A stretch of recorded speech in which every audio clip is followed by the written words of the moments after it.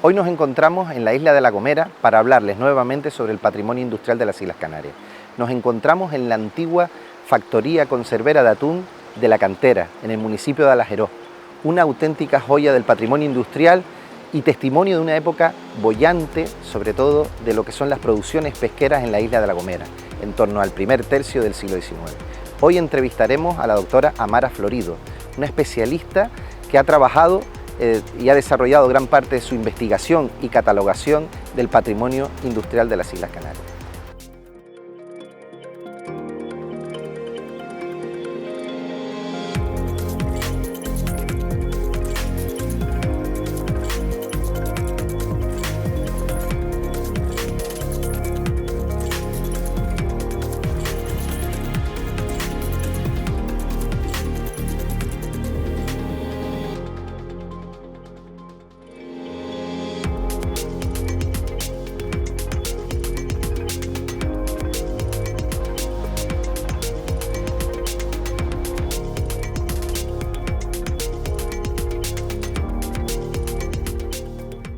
En la isla de La Gomera, junto a la pesca artesanal, destinada sobre todo a la venta de pescado fresco, coexiste sobre todo a lo largo de la primera mitad del siglo XIX un sector de actividad dedicado especialmente a la captura de túnidos que eran preparados en salazón.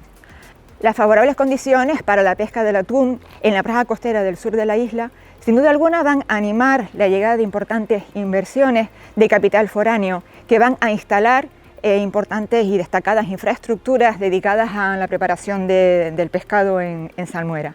Localizaciones como la costa de Erece, la playa de las Cañitas o la costa de La Cantera, La Rajita, incluso en la capital Gomera, en San Sebastián de la Gomera, fueron algunas de las ubicaciones o de las instalaciones más relevantes. Sin embargo, los avances en los sistemas de producción van a ir relegando poco a poco este tipo de actividades manufactureras a un segundo plano. De tal modo que a finales sobre todo del siglo XIX comienzan a establecerse ya factorías propiamente dichas en las que están totalmente equipadas con los mecanismos y todas aquellas maquinarias necesarias para la fabricación de conservas de pescado en aceite. Sin duda alguna, estas iniciativas van a suponer una gran revolución a nivel económico en aquellas comarcas donde se ubicaron, dando trabajo a familias enteras que van a trasladarse durante varios meses al año al interior de estos complejos industriales, formándose con ello auténticas comunidades de trabajadores y empleados, porque de hecho se fabricaron cuarterías o viviendas muy rudimentarias, donde convivían incluso en algunas ocasiones, como en el caso de La Cantera, en armonía con los mismos propietarios de la empresa. Nos encontramos en La Cantera, que es la fábrica conservera pionera de la isla de La Gomera, situada en el municipio de Alajeró, al fondo del llamado Barranco del Charco Hondo. Estamos, por lo tanto, en plena costa, estratégicamente era la zona ideal para establecer una industria de estas características. Sus comienzos hay que situarlos en torno a 1860, cuando el italiano Angelo Parodi, que ya tenía incluso una fábrica de salazón funcionando en Arguineguín, en Gran Canaria, decide instalarse en esta zona donde ya existía otra fábrica de salmuera, de pescado en salmuera en funcionamiento, y adquiere las instalaciones. Pero sin duda alguna el gran salto cualitativo se va a producir 30 años después, cuando uno de sus sobrinos, Mario Novaro Parodi, que además era ingeniero naval de profesión, lleva a cabo lo que es el gran impulso y reconversión de esta fábrica decimonónica. De hecho, él empieza ya a mecanizarlo con estas máquinas que posteriormente vamos a poder ver, y lo que él realiza sobre todo, además, va a ser una producción muy destacada de conservas de atún, en caballa y calamares sobre todo, a la que va a añadir en los años 30 lo que va a ser su producto estrella, el caviar gomero, que incluso muchas conserveras más adelante también esta receta también la van a copiar, pero no con el éxito que tuvo Mario Novaro. De la vida de Mario Novaro tenemos algunos datos. Así, por ejemplo, se sabe que contrajo matrimonio con una gomera, Concepción Mora García, con la que tuvo 13 hijos. De hecho, para poder educar a su prole, contrató a una institutriz inglesa, Florence Stephen, que era conocida como Doña Florencia, que vivía aquí ya en La Gomera, y se dedicó durante varios años a llevar a cabo la educación de sus hijos, sobre todo hasta que cumplieron 7 o 8 años, porque ya después su padre los llevaba a seguir su formación en Italia. Es cierto que doña Florencia también educaba a algunos hijos de los niños que estaban aquí en la fábrica, y las asignaturas que daba sobre todo van a ser inglés y temas de cultura general. Poco a poco, con el paso del tiempo, los productos de la cantera van adquiriendo un mayor prestigio, una mayor importancia, y de hecho se va a ir abriendo tanto al mercado nacional como al mercado europeo. Por razones lógicas, va a ser Italia el principal puerto de destino. En los años siguientes, a Mario Novaro le va a seguir uno de los nietos del fundador, quien va a crear una sociedad que se conoce como Sociedad Novamor, con los mismos objetivos y las mismas funciones, y que va a tener su sede en Tenerife.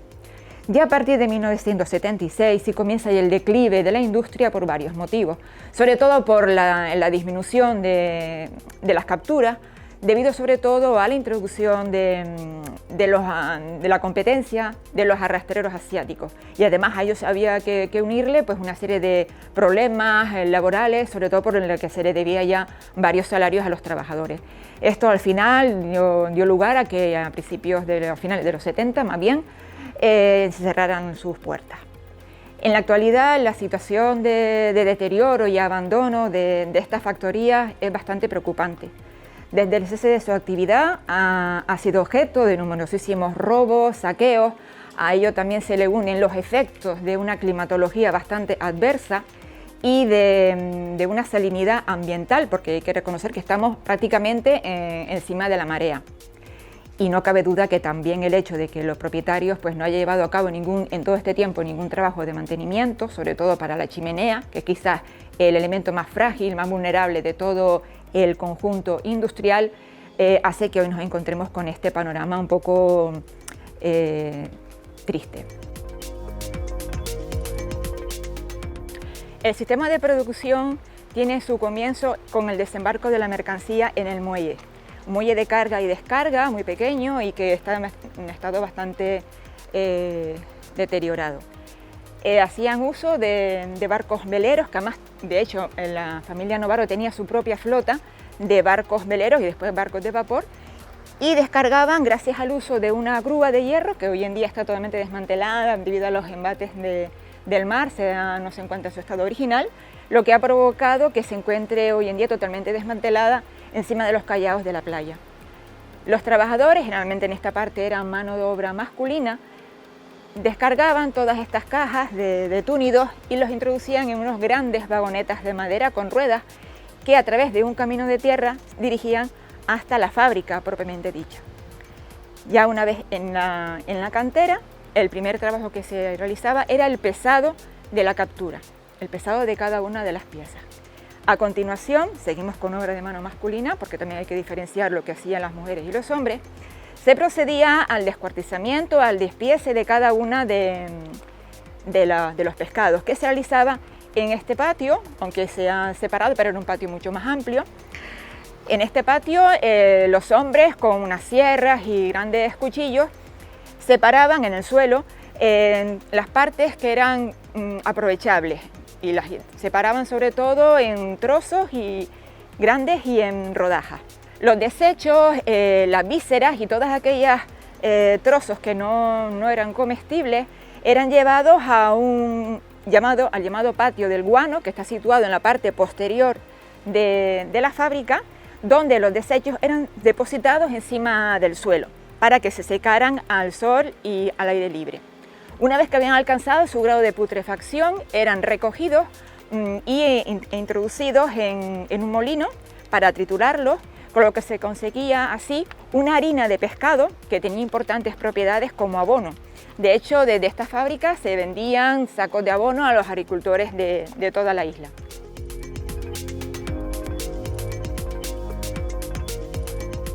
Una vez que los pescados habían sido totalmente despiezados, se introducían en grandes calderos con abundante agua para guisarlo. ¿Y dónde se realizaba este proceso? En estas calderas.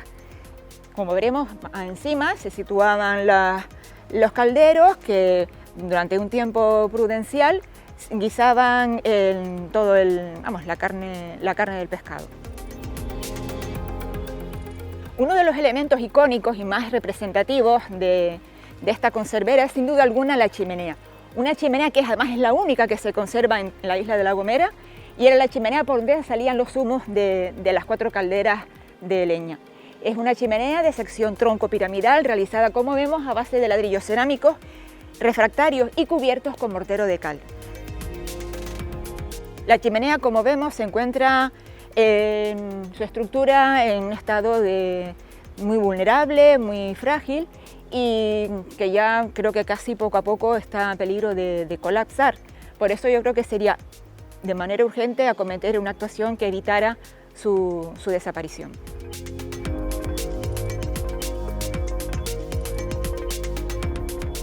Según nos han comentado distintos testimonios de antiguos trabajadores de la factoría, una vez que el pescado era guisado, se colocaba en unas rejillas con el fin de que se escurriera todo el agua sobrante, y se colocaba en unos tableros de madera para su limpieza. Un trabajo que sobre todo van a realizar las mujeres de la fábrica, porque consistía esta limpieza en quitarle la piel y las espinas. Y ya a continuación se pasa al llamado cuarto de cristal.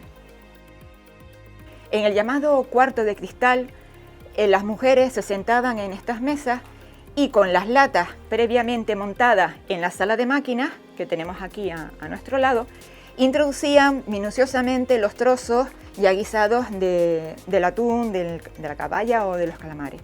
Y poquito a poco le iban ya mezclando lo que es el aceite de oliva. Aceite de oliva que llegaba a la cantera en grandes garrafones, posiblemente desde Tenerife, y el trabajo era básicamente manual. Y rellenaban una a una cada una de las latas. Una vez que las latas habían sido rellenadas, se procedía al sellado a ponerle la tapa a cada una de estos envases. Pero para ello existían unas máquinas, que son las que tenemos en la sala anexa, donde se sellaba directamente concretamente en este mecanismo. Las latas de conserva, los envases, no traían ya directamente ya montados, sino que todo ese proceso se va a realizar en la misma sala de máquinas, por parte generalmente de personal masculino. Para ello se contaba con un motor Lister, que es el que tenemos en uno de los extremos, que accionaba a través de todo este árbol de transmisión con poleas y cintas, que están ya desaparecidas, aquellas máquinas que accionaban de esta manera, como pueden ser la formadora, la selladora y la moldeadora. La única máquina manual de todo este conjunto es la guillotina o cizalla, que servía para cortar las láminas de hojalata y que, como vemos, es de tracción manual con pedales. La mayor parte de estas máquinas proceden, también según información de Guillermo Novaro, que es uno de los descendientes y propietarios de esta industria, procedían sobre todo de Inglaterra, así como algunas de algunas fábricas nacionales españolas. Como vemos, el estado de todas estas maquinarias, por lo que comentaba en un principio, todos los efectos de la salinidad y de la situación en la que se encuentran tan cercana al mar, es lo que explicaría en gran medida el grado de oxidación que presentan en la superficie, pero que desde mi punto de vista son totalmente recuperables haciéndoles un tratamiento adecuado. Las latas de conserva, una vez selladas debidamente, se llevan a la estufa, donde se va a llevar a cabo el proceso de esterilización de las mismas. Se disponen de una serie de estanterías metálicas, evidentemente, se cierran y gracias a la leña, que es la que se va a servir de combustible, se esterilizan para que puedan ser comestibles. El proceso suele tardar como una hora y algo, según la información que me han facilitado. Una vez ya es totalmente esterilizada el producto final, la parte ya que va a rematar con todo este sistema de producción va a ser el etiquetado. Etiquetado que evidentemente lo que hace es poner el signo distintivo de la fábrica de Mario Novaro. Para el etiquetado hacían uso de unas pequeñas tiras de papel donde aparece el logotipo de la empresa. Uno de los datos más curiosos que me comentaron uno de sus antiguos empleados es el sistema con que los pegaban. Y es que hacían una mezcla que se llamaba polea, realizada a base de harina y de agua con las manos, y que luego impregnaban en la parte exterior de esa etiqueta y manualmente pegaban una a una cada una de las latas. Existían tres tipos de gramaje. Por un lado estarían las latas de 250 y 500 gramos de atún, caballo y calamares, y después el caviar gomero, que era un producto mucho más exquisito, casi digamos gourmet, como diríamos hoy en día. Esa era una lata de 180 gramos, era un producto mucho más, evidentemente más exclusivo, mucho más caro, y por eso su embalse pues era más pequeño. Ya después de todo esto, ya se trasladaban todas estas mercancías, todas estas latas, a cajas para ya después, posteriormente, ser de nuevo embarcadas en los veleros para distribuirlos en los distintos mercados de destino. La fábrica cuenta además con otras dependencias anejas, entre ellas la vivienda de Mario Novaro y de su prole, y de su magnífica familia de 13 hijos. Al lado estaría todavía los restos de la antigua escuela, donde daría clase doña Florentina, y concretamente aquí me encuentro en el antiguo taller de carpintería y donde se reparaban las herramientas tanto de las máquinas y partes también de los veleros, ¿no? Que formaban parte de su flota pesquera. Incluso existía un pequeño astillero que ha desaparecido totalmente y donde también se reparaban este tipo de artilugios. En la fábrica La Cantera se combinaba no solamente lo que es la actividad fabril propiamente dicha, y también como en este taller de reparaciones, sino también con la actividad doméstica. Ya he comentado la vivienda de Mario Novaro, y en la parte posterior podemos ver el tipo de cuarterías y de rudimentarias viviendas donde vivía gran parte de esta población.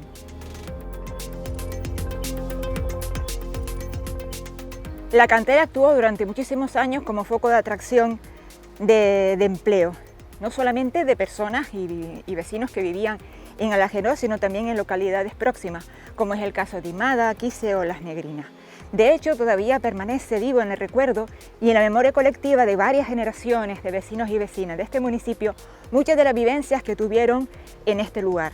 Vivencias que no siempre fueron agradables, porque para ello vivían en unas cuarterías muy rudimentarias, y además también a eso se le suma la lejanía tanto al Alajerós, al municipio, al centro del municipio, como de cualquier otra población cercana. En la época de mayor esplendor de la fábrica, aproximadamente en los años 50, 60, llegaron aquí a convivir cerca de 200 personas, así que imagínense la cantidad de familias que convivían unas con otras, que eran una auténtica comunidad de vecinos, supuestamente en perfecta armonía, y que todo eso los llevó a tener bastantes vínculos muy fuertes de unión, y que convivían además, como comentaba anteriormente, también con los hijos y con la familia del propio Mario Novaro.